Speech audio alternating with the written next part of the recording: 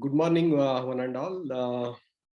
I thank the Department of Economics, Ramanujan College, University of Delhi, for giving me this opportunity to deliver a lecture on an important topic, climate change and COVID-19, unraveling the interlinkages. So in this lecture, I try to discuss the interlinkages or the nexus between the climate change and public health, and the scientific sources of outbreak of COVID-19. And also later part, I deal with the issue between economic development and COVID-19 causes and consequences. So further, in order to elaborate these issues, I will also discuss what policy discourse is required towards economic development, especially under the aegis of climate change. So what are the approaches available? I am going to discuss. So one is that behavioral change towards environment and development, that is behavioral economics. I give the context of behavioral economics. And finally, I provide a suitable suggestions how to move from the format of capitalism to sustainable development. Let me give a brief introduction about the climate change and United Nations IPCC AR6. The United Nations Intergovernmental Panel on Climate Change Assessment Report 6 has recently published. And in that report, you might have observed that the climate change is more quicker, and it is global warming is very high than what other reports, the previous reports, anticipated.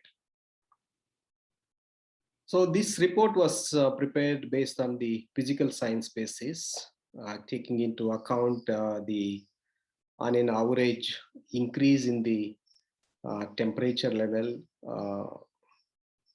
on the Earth.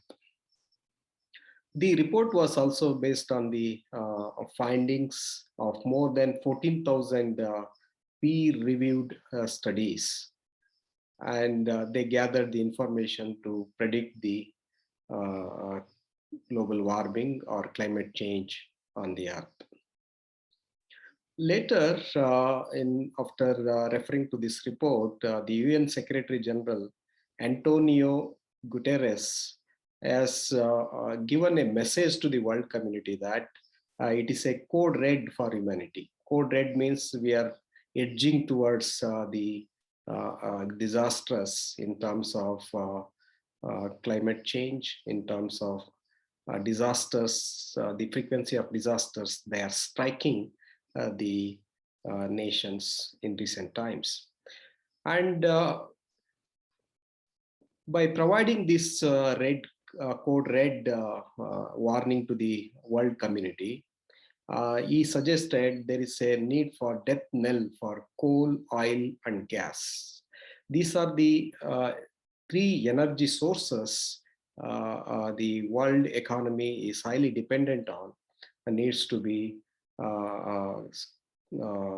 almost, we need to end the use of coal, oil, and gas. These are the three energy resources they lead to climate change.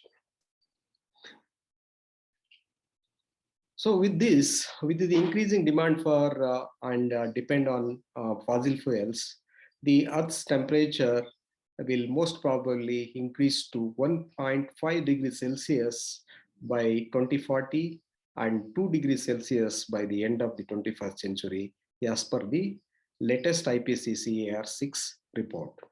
So earlier it was not predicted this much, but the latest report predicts that by the end of this century, the world witnesses 2 degrees Celsius of temperature rise. So this is the 2 degrees Celsius is unbearable in terms of existence of ecosystems and even human. It also projected that if the present rate of increase in greenhouse gases continues, the world will obviously fail to limit the world's average temperature by less than 2 degrees Celsius. The report has also warned that if present rate of economic activities continue to increase under the era of globalization, depending more on fossil fuels such as coal, oil, and gas, then it is very difficult to the countries of the world to limit the world's average temperature by less than 2 degrees Celsius. Further, the report states that unequivocally it suggests that humans have warmed up the planet, causing widespread and rapid changes to Earth's ocean, ice, and land surfaces. So in this way, what we can understand is that climate change is very real, and it is affecting every one of us, with the average increase in the world's average temperature. Right now, it is 1 degree Celsius. By 2040, it will reach to 1.5 degrees Celsius. And by the end of this century, it may reach to 2 degrees Celsius.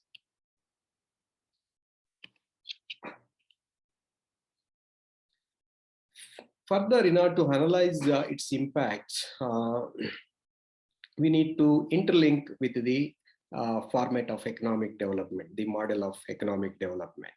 What type of model we are using for the economic development of the countries of the world. The present format of economic development is LPG, liberalization, privatization, and globalization. Almost all the countries have adopted this format of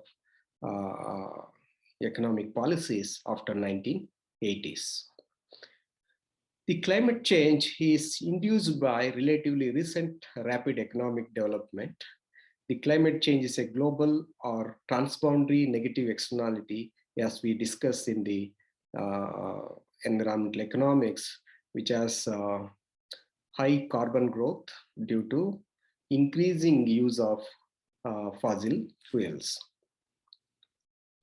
The impact of climate change includes extreme temperature, severe droughts and floods, insect outbreaks, and health impacts like COVID-19, declining water resources, increased frequency of wildfires, reduced agricultural yields, and other impacts. This is mainly attributed to the rapid industrialization, mass production, and mass consumerism under the economic model of capitalism, which have squarely undermined the role of environment. Therefore, in 2017, the UK government has brought out a report. This report is popularly known as the Stern Report on Economics of Climate Change. The Stern Review, published in 2007, it has estimated the economic cost of climate change. The report says that the cost of climate change are highly pervasive in nature. The report observes that the economic cost of the climate change are significant and capable of severely aggravating economic and environmental problems in poor countries. This implies that world economy is richer and environmentally poor due to emissions of greenhouse gases and consequent climate change, which imposes high economic, environmental, and health costs on the society at large.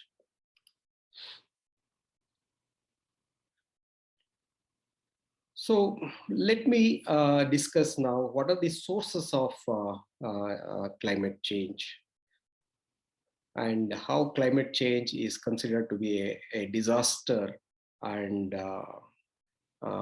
for economic development. disaster of economic development and disaster for economic development. What I mean to say is that, so the economic development rapidly changed the ecosystem services of the world, because the ecosystem services provide various goods and services on which the economy survives. But in recent times, because of increasing level of economic activities, the carrying capacity of the environment is being completely destroyed. As a result, the economic development is being affected by the side effects of the environmental degradation. One of the main problems or issues we are facing is that the COVID-19. It is also due to changes in the ecosystem services, and which are completely affected by the climate change. So high carbon economy has helped foster economic growth in recent decades, and at the same time, it continues to pose a greater threat to economic development. The climate change has rapidly transformed the Earth's environment in the 21st century, as the world's average temperature has increased by 1 degree Celsius since 1950. The average temperature is 0.9 degrees Celsius warmer in 2020 year alone. The climate change is the result of cost of ignoring the rules of nature by high carbon economies of the world. Climate change, therefore, considered as a recipe for economic disaster. The emissions of greenhouse gases is unprecedented in recent times, and the contribution by different economic activities are as follows. The electricity and heat generation contributes 25% for the greenhouse gas emissions. Industry contributes 21%. Agriculture contributes around 24%. Transportation contributes 14%. Building, the heat they generate contributes to 6%, and other energy sources they contribute to 10%. It means that around 85% of the greenhouse gases are coming from electricity, industry, agriculture, and transportation sectors. If you look at this figure, that gives you an idea about the increasing level of global temperature before and after industrialization. Before industrialization, especially before 1940s, on an average global temperature was less than 0. But after 1940s, you can find there is a tremendous increase in the level of average temperature, world's average temperature, from 0 degrees Celsius to 1 degree Celsius in 2020. So this gives an idea that we have transformed the Earth atmosphere into a warmer Earth we have created by the economic activities.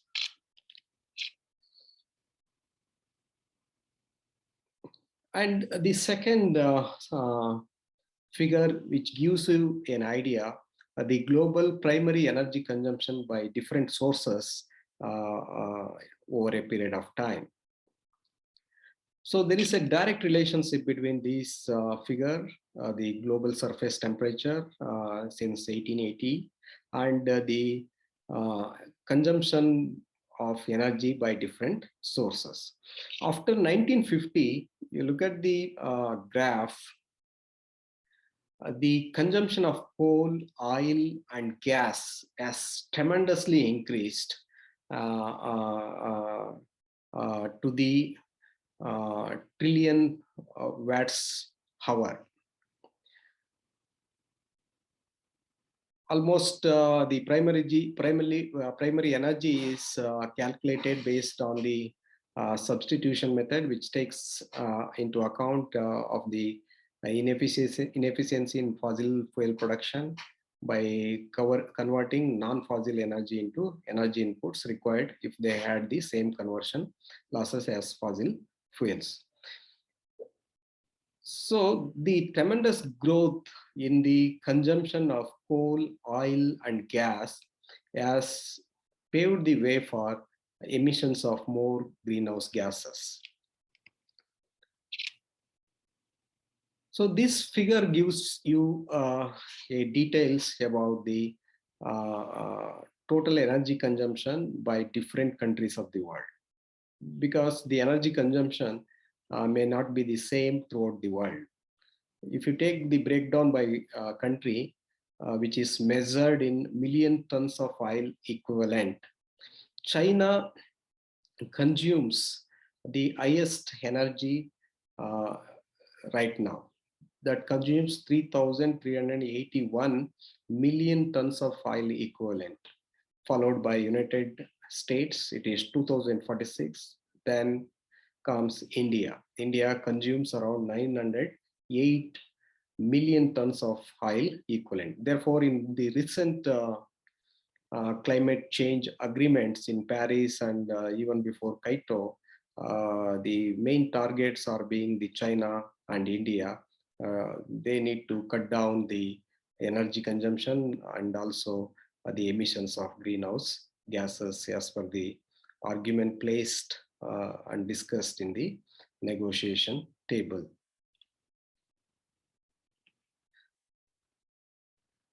So followed by energy consumption, the CO2 emissions from fuel consumption is also given in this figure. This is breakdown by country, million tons of carbon dioxide emission. China emits the highest, 9,717 million tons carbon dioxide, followed by United States. It is almost half of the China produces carbon dioxide. And India produces 1/4 of what China produces. So this clearly shows that the China and United States, they combine together, they pollute the whole world in terms of emission of carbon dioxide and also in terms of emission of greenhouse gases. Further, if you look at the increasing energy use in Asia alone, China alone consumes 24% of the world's energy. This bar gives an idea how the China's energy needs, energy demands are increasing over a period of time. So today, the China has emerged as the almost 1/4 of the energy is used by the China alone. The consumption is very high. That is also contributing to emissions of greenhouse gases. But if you look at the energy use per capita in the world, the energy use per capita is highest in USA, Canada, Saudi Arabia, Russia, and Australia, and other few European countries. But as in case of other countries, there is a global disparity in carbon footprints, per capita emission of carbon dioxides. If you take world's largest economies, they contribute highest in terms of carbon footprints, per capita emissions of carbon.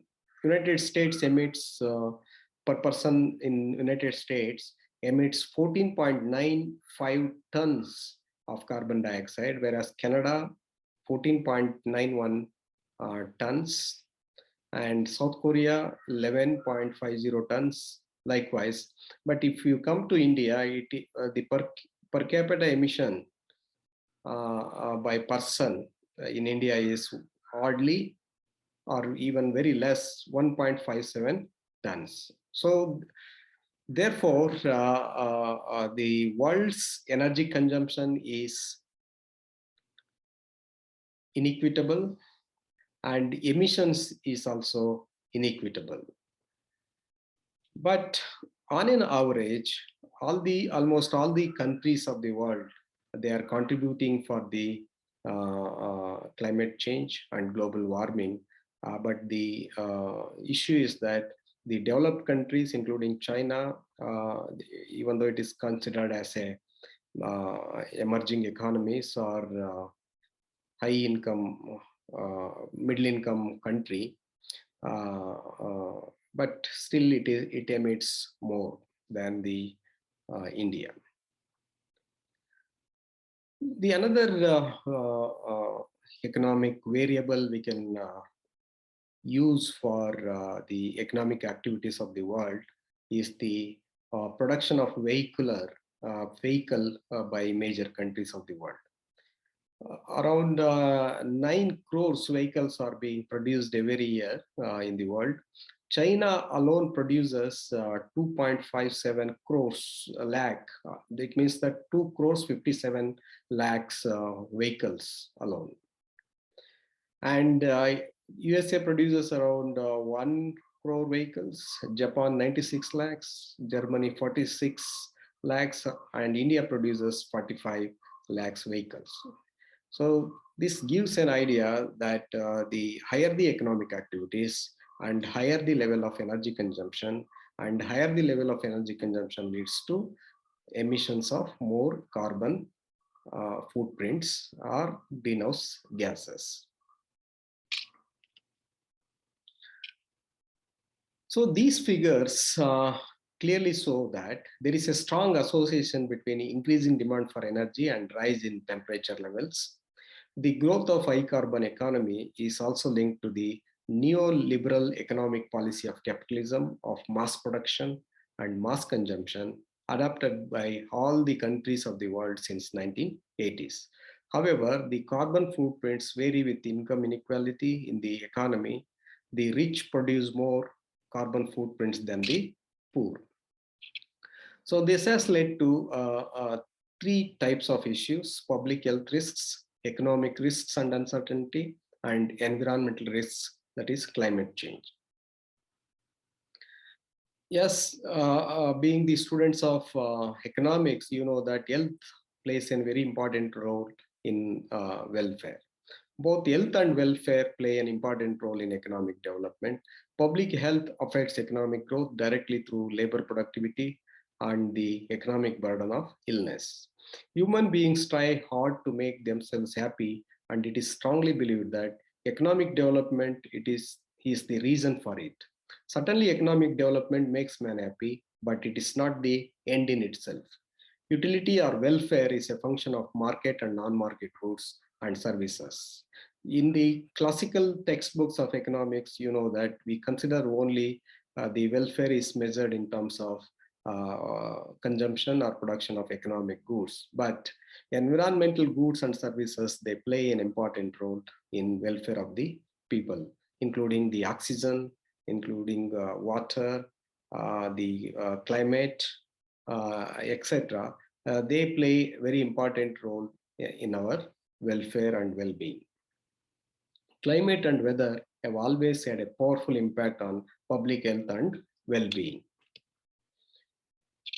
So let us discuss briefly about the mechanism of climate change or greenhouse gas emissions. So in order to survive on Earth, the Earth is needed energy. The major source of energy is coming from the sun. The sun emits energy towards the Earth. It passes through the various segments of the atmosphere. So the solar radiations which passes through the clear atmosphere, that is called as incoming solar radiation or incoming energy. So this is also called as long wave energy, or the wave is very long, or we call it it passes through at the speed of 343 watts per square meter. That is the speed in which it travels. It means that the waves energy is very stronger. So a part of the energy is absorbed by the Earth surface, and when Earth surface warms up, it also emits back a part of the energy that is called as short wave energy. So the sun emits the energy that is long wave energy. When it comes to the Earth, which re-emits the energy, that is called as short wave energy that is very weak in terms of the speed in which goes back to the atmosphere. That runs it goes at the speed of 168 watt per square meter. So when the incoming energy and outgoing energy, if they are not obstructed by any foreign materials or any other natural gases, then there will be equality will be maintained in the on the earth, especially the average temperature will be maintained. But due to presence of greenhouse gases such as carbon dioxide, methane, and chlorofluorocarbons and others, they are concentrated in the stratosphere. When the outgoing energy from the earth goes back, these greenhouse gases, they absorb this weak energy or shortwave energy and they push it back towards the earth. As a result, the earth is warming up day by day with the level of concentration of greenhouse gases. So this is called as greenhouse effect, because when the scientist or the botanist or the others, they try to grow some plants which are very rare or endemic in nature. They use the concept called greenhouses. In that greenhouses, the plastic is being used as a surface. The plastic, as the nature, it absorbs the energy, but it does not emit back. It does not allow to escape the energy to the atmosphere. Then the energy is trapped within the greenhouses. Therefore, the plants receive more energy through photosynthesis, and the photosynthesis will help in growth of the plants. So therefore, this is also called as greenhouse effect or global warming. So look at the greenhouse gas concentration after the industrialization. The greenhouse gases, including the various compounds of carbon dioxide, methane, nitrous oxide, fluorofluorocarbons, HFCs, and others. So the concentration of in 2018 parts per million value has increased tremendously when compared to pre-industrial concentration. So they stay in the atmosphere for a lifetime. Sometimes they stay. It varies, but they have a huge impact on the climate change activities. So the main human activity sources are also given here. Carbon dioxide is mainly due to fossil fuels, cement production, and land use changes, and methane and others also here given. So what are the linkages between climate change and health risks? Many economists have modeled the changes in the climate change and how it is related to health risks. So the environmental destruction by greenhouse gases has been accelerated after 1950s, as you observed in various data as well as the figures. One of the most important discovery of chlorofluorocarbon, which is being used in the refrigerator, coolants, aerosols, and even soap, that was the gas, man-made gas discovered in 1930s by the scientists, and the scientists were really jovial when they discovered this important gas, because it plays a very important role in preserving the food, in preserving the other perishable commodities, because it has a coolant effect that preserves the delicate things for a longer period. But however, this gas, chlorofluorocarbons, have destroyed the ozone layer that was discovered in 1980s after 5 decades. So it means that the artificial gas or man-made gases created by the scientists or discovered by the scientists, they have their far-reaching or far flying effect on the Earth's atmosphere or Earth's ecosystems. So in this way, we don't know what will be the impact of emissions of these greenhouse gases in the coming years. They may be having altogether catalytic effects, the effects which may not be even observed by the scientists. So the various reports have observed that, IPCC reports have observed that economic impacts of climate change poses very serious global risks. This leads to 3 types of issues. One is sensitivity. Climate change creates sensitivity among the Earth's ecosystems and Earth's flora and fauna, including human beings. That creates sensitivity, that creates resilience, and that leads to vulnerability.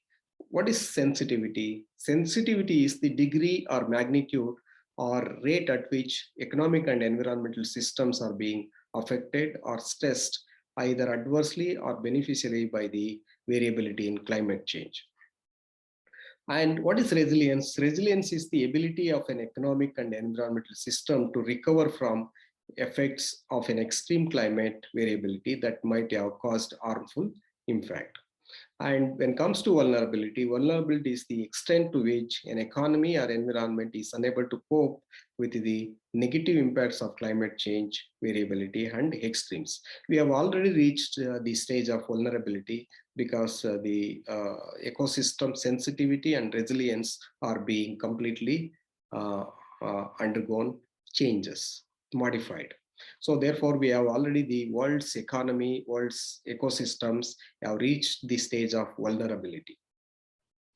So in this way, the economists have modeled the climate change from emissions to its impact on the health.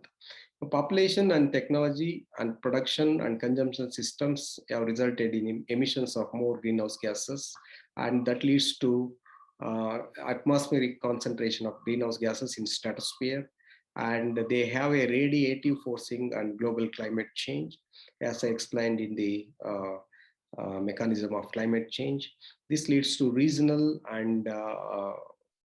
climate and weather changes, and this may lead to direct impacts on crop productivity, changes in the forest composition, ecosystems, and biodiversity.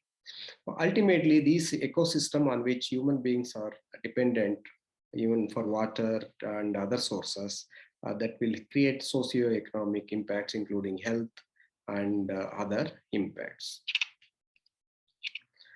So already you might have witnessed the climate change and its impact throughout the world. There are increasing incidents of climate change, which has affected the socio-economic and environmental conditions of the people. So recent forest fires in Australia, India and USA, flash floods everywhere in China, India and Indonesia, Covid-19 everywhere all over the world, swarms of locusts in part of India, Asia, East Africa, in Middle Eastern countries, cyclone, very frequent nowadays, cyclone Amphan in Bangladesh, India, which has affected the major part of the economy. The volcano eruption in Philippines, earthquakes, China, India, and other countries. So these type of natural disasters are increasing day by day. These are the events, number of extreme weather events. In 1990, there were 412 extreme weather events. In 2016, it is increasing almost double, 797 extreme events. The cost is also increasing over a period of time. So in India, already many sectors have been affected because you know that agriculture productivity will drastically fall, as 60% of Indian households are completely depend on agriculture for as a livelihood. At the same time, you know that 82% of the farmers having the small and marginal farming land, and it is predicted that 25% fall in the farm income in some areas due to the impacts of climate change. There will be variability in rainfall pattern, higher temperatures in various parts of India, sea level rise and submergence of coastal lands, storms, cyclones lead to several floods in Indian cities, including Mumbai, Delhi, and Chennai and Bangalore cities. So this is how the climate change has already affected every one of us in through heavy precipitation, extreme heat, more frequent droughts, etc.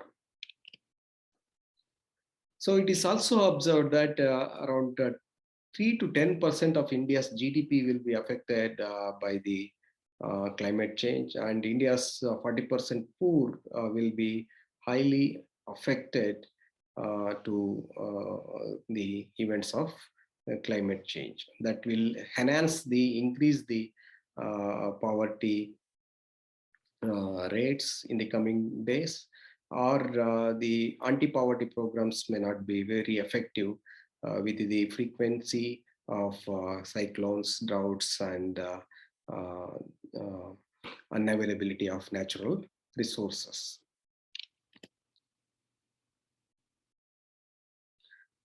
Now let us deal with the how climate change has impacted on public health.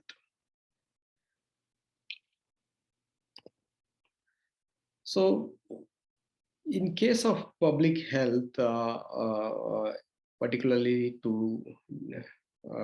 in the context of India,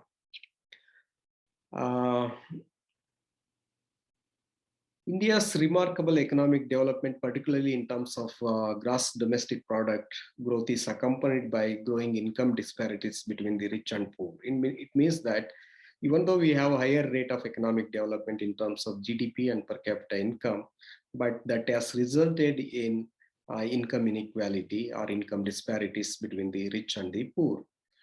The research evidences have shown that income inequality or disparity between the different socioeconomic classes is associated with worse health outcomes. So even though India has the young population, due to various reasons, including unemployment and poor health, the India's demographic dividend cannot be reaped because many of the youngsters are unemployed, and even though they have the capability to work, but employment is not being provided. At the same time, the COVID-19 is preventing them to work and fully utilize their capability in a productive way. So therefore, India faces three public health challenges or triple burden of disease. One is that the growing number of infectious diseases, rising of non-communicable diseases like linked with lifestyle changes, emergence of new pathogens causing epidemics and pandemics. In addition, the health infrastructure is already overstretched, and climate change, which substantially alters the economy and public health, which is the biggest challenge for India's 48% of the poor people. So what are the linkages between climate change and public health? Protemics and infectious diseases. Yes, you would know, even without climate change, a frequent change in the weather causes infection, as per the WHO 1995 report, such as cold, fever, headache, vomiting, tiredness, breathlessness, asthma may be observed among the people, even with the frequent change in the weather condition itself. So if climate change is taking place, so these common diseases will also increase. So every year, a major cause of human disease and death worldwide is infection with the various pathogens, viruses, bacteria, fungi, and protozoa that are intrinsic to our ecosystem. So these play an important interlinkages between the animals, viruses, and human beings. They are transmitted in this way.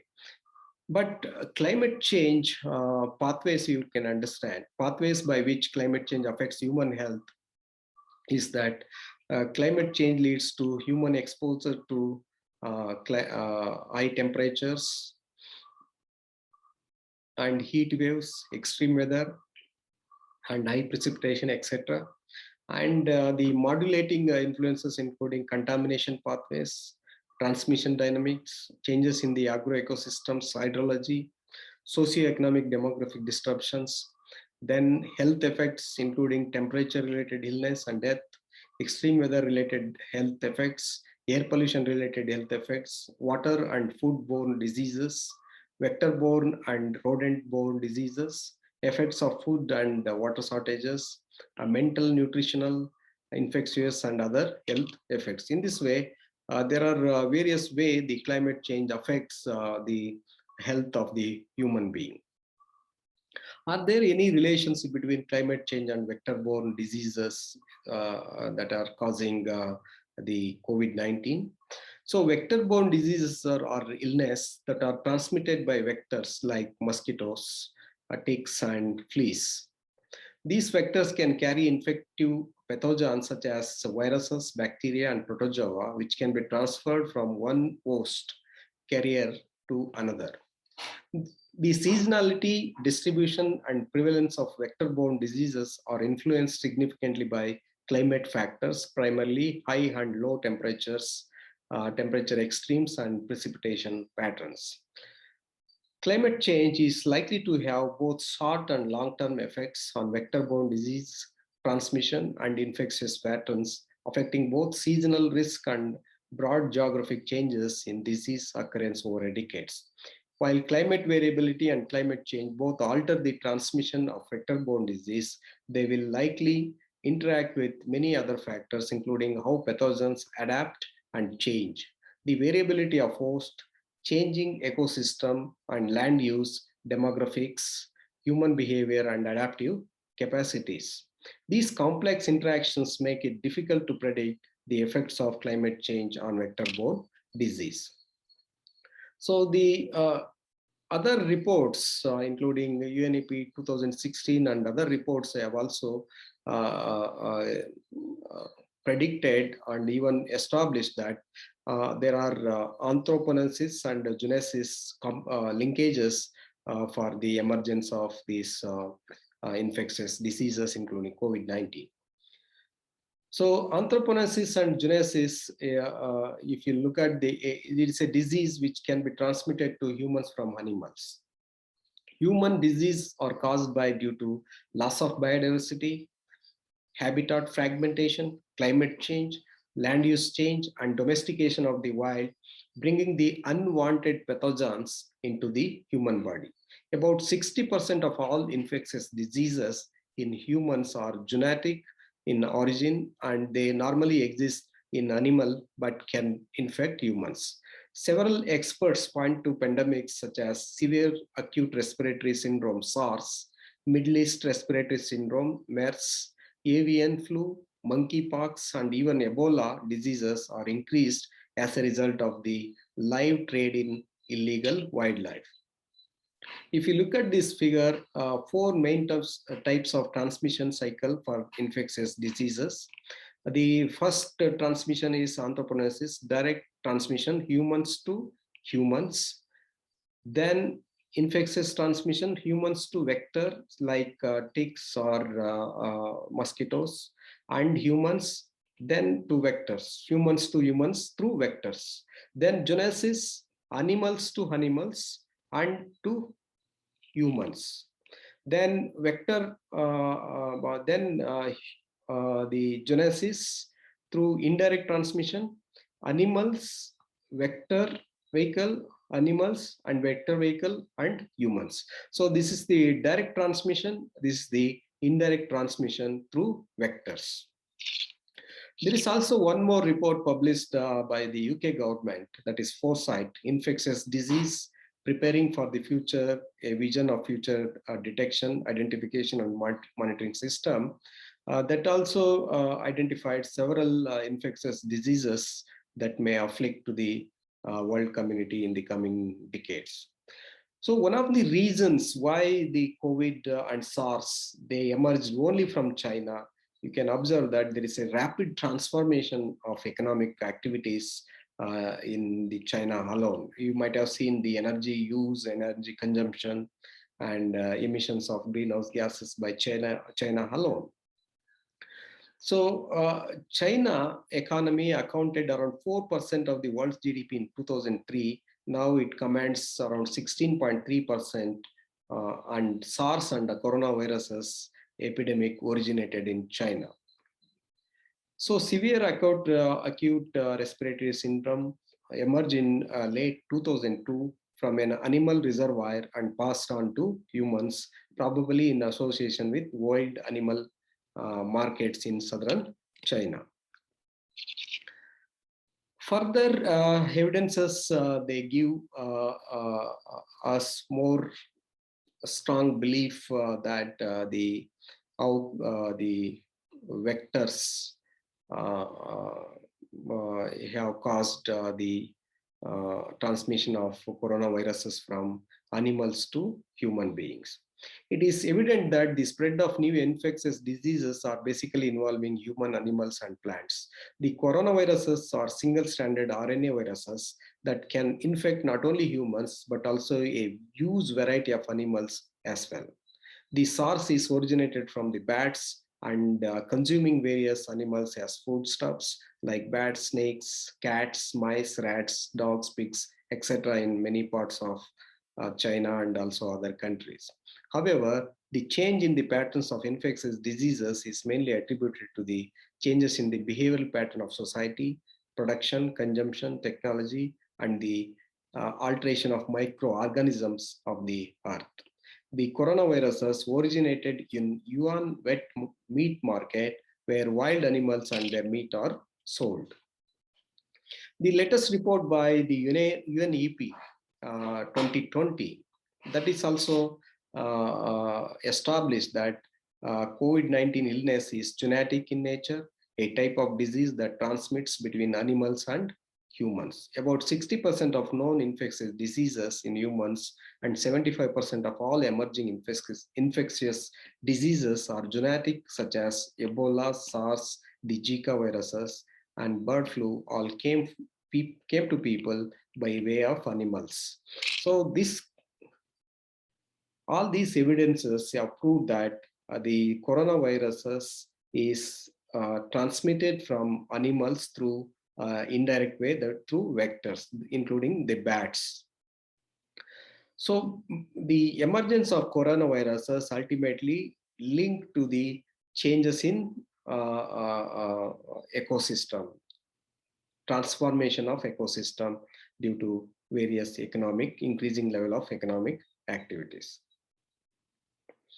So you might have also observed that the World Zoonosis Day was observed on July 6th every year to commemorate the first vaccination against genetic disease that was administered by the French biologist Louis Pasteur in 1885. The observation received more importance given the COVID-19 pandemic that crippled the world for more than a year. COVID-19 continues to pose a potential public health and economic risks and uncertainty throughout the world, even after it was first discovered in UN City in 2019. So the various waves are coming back, and it is unpredictable that the world is living in a hedge, or living in the fear of risks and uncertainty. See, the total reported cases and death rates have increased. You might have seen in the graph, especially the second wave has caused a death and destruction. throughout the world, even in India. So the economic impact of COVID-19 is also well known. Various reports of IMF, IBRD, and even ILO reports have made a mention of the impact of COVID-19 on the economy.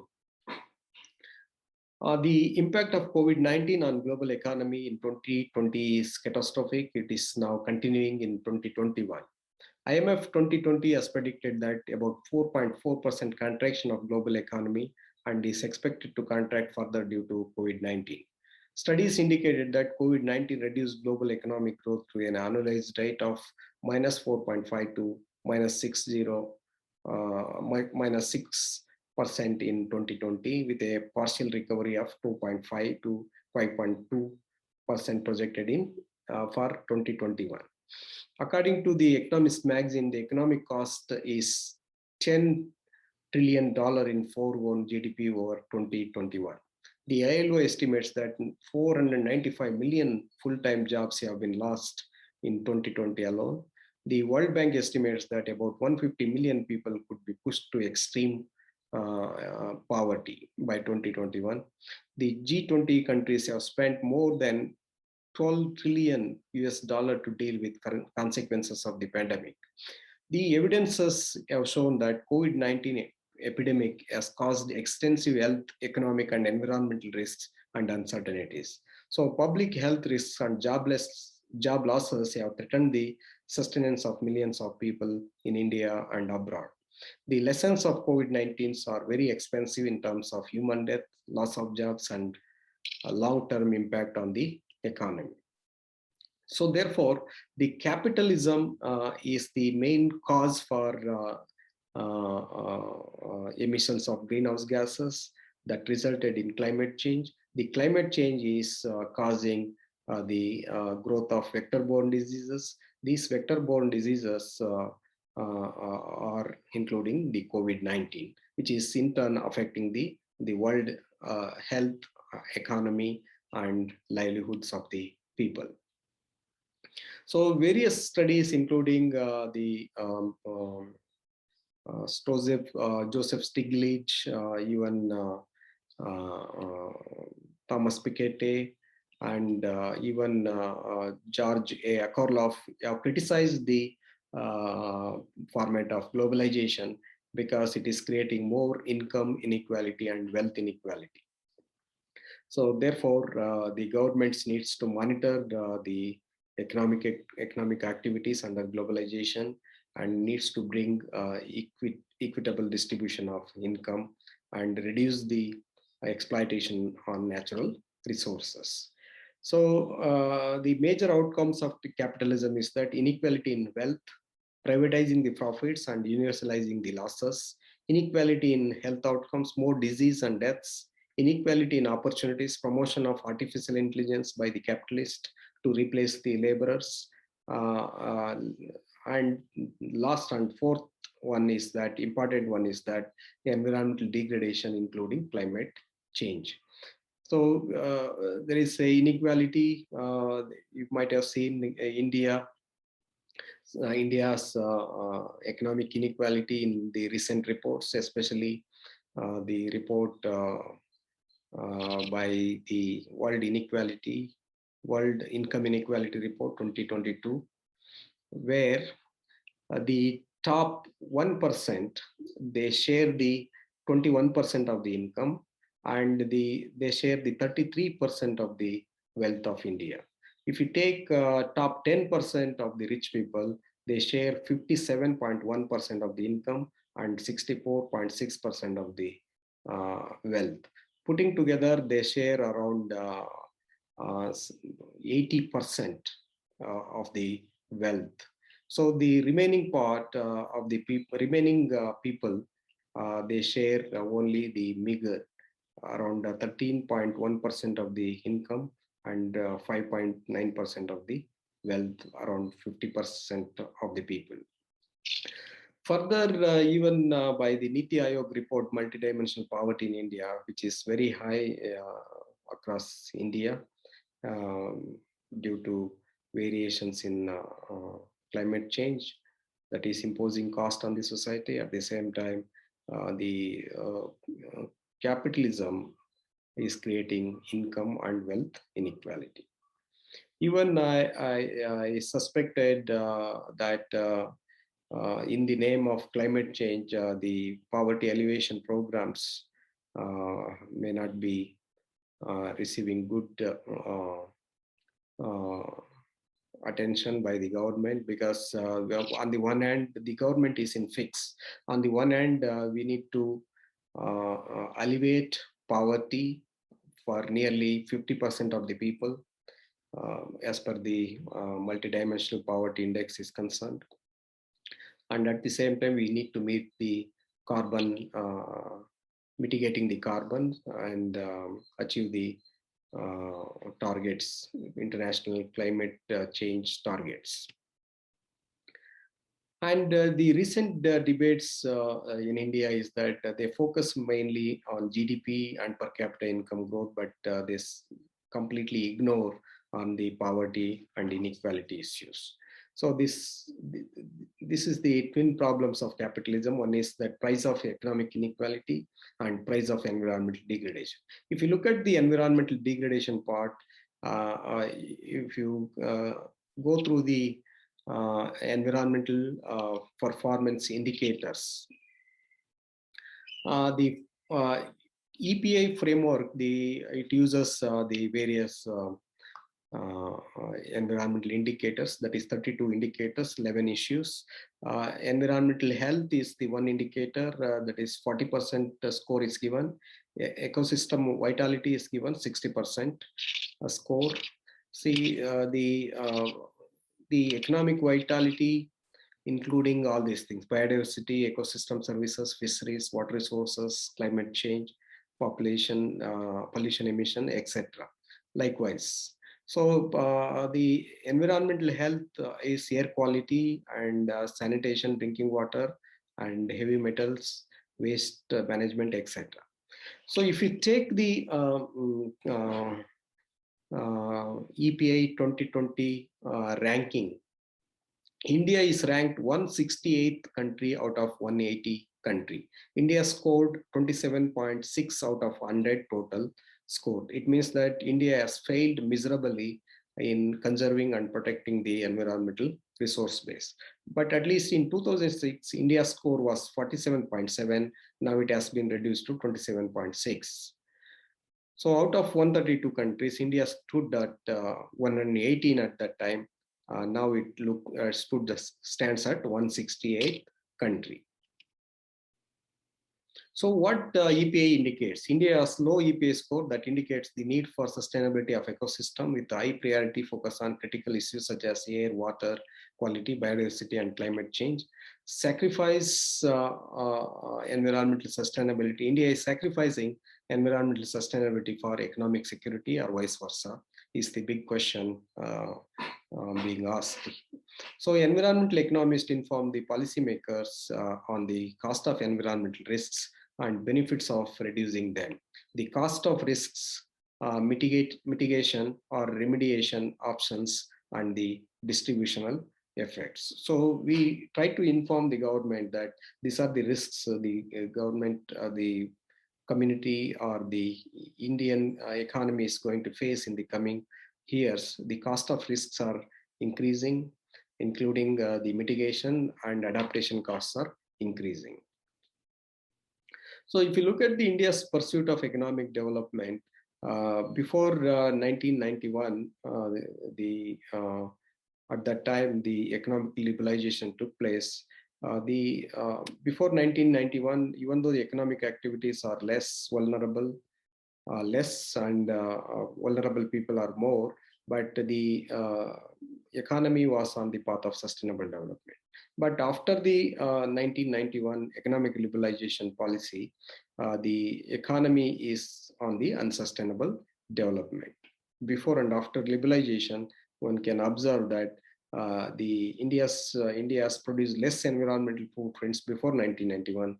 So now it is producing more environmental footprints. So it means that India is moving on the weak sustainability development path. So there is also misguided policies like grow first and clean later has already endangered the environment and human well-being in India. The national mission for Clean Ganga with a hoping project cost of 20,000 crores is an example of the environmental cost of myopic economic growth. The National Green Tribunal has declared the mission a failure, saying not a single drop of water of Ganga has been cleaned. It means that so at any use cost also, we are not in a position to reclaim the environment ecosystems of Ganges. So it clearly gives an idea that there is a limit for polluting the river, and behind that you apply many strategies, plans, and technology. Just you cannot just restore the ecosystem.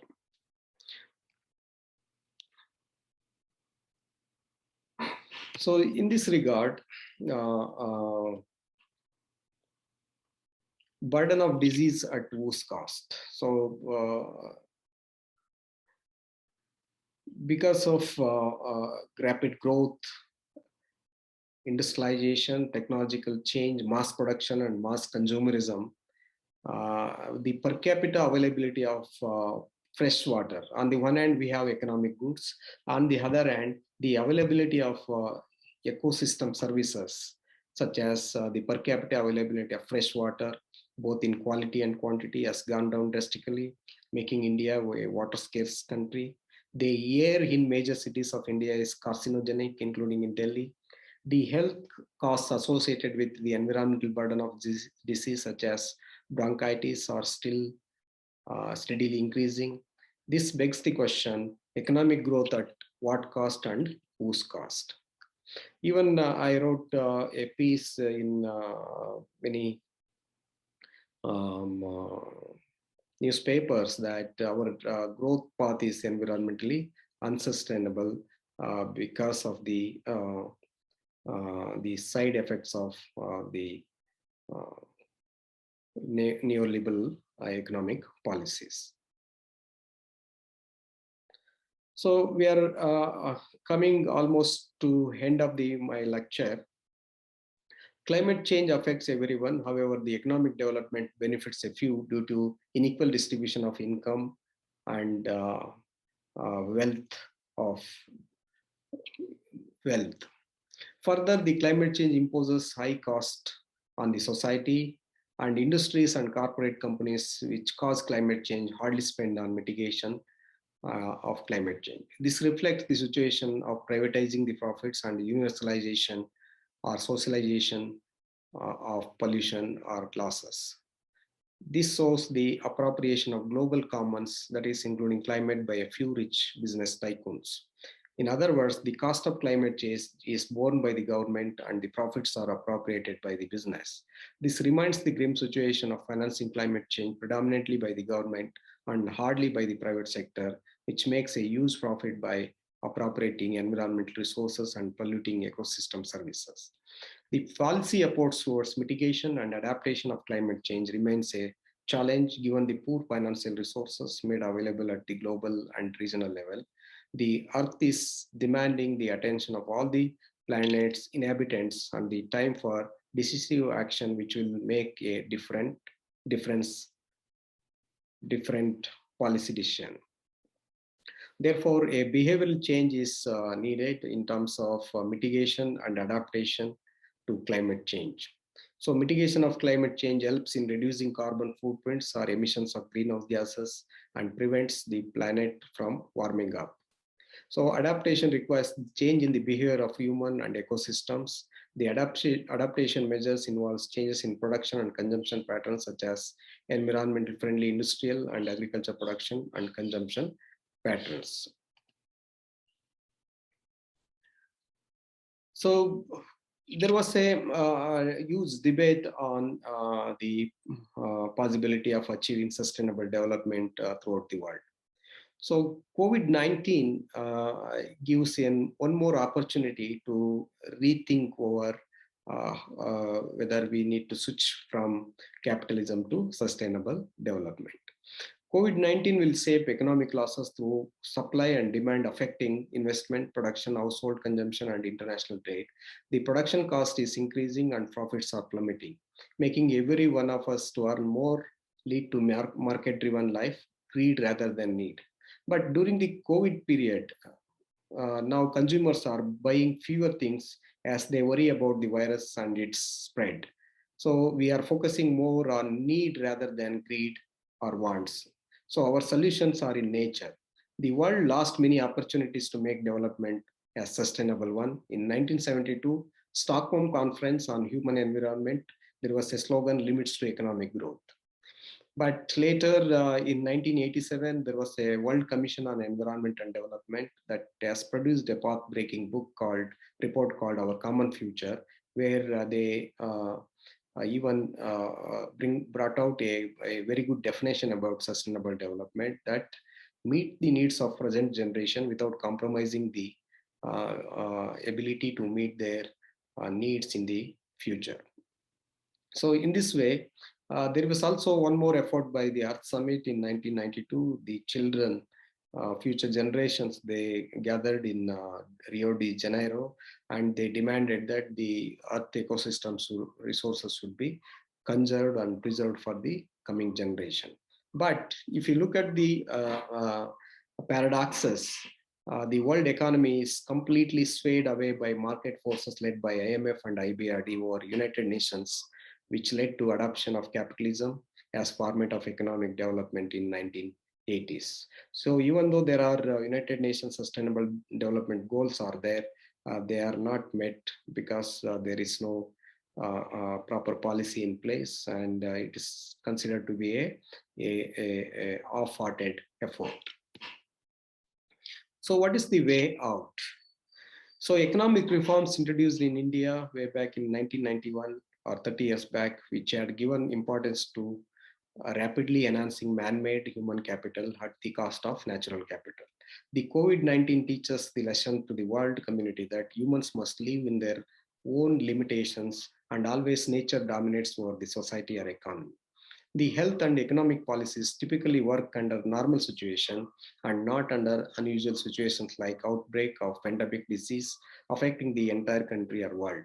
This warrants that world economic situation is likely to improve with the normalization of public health from pandemic COVID-19.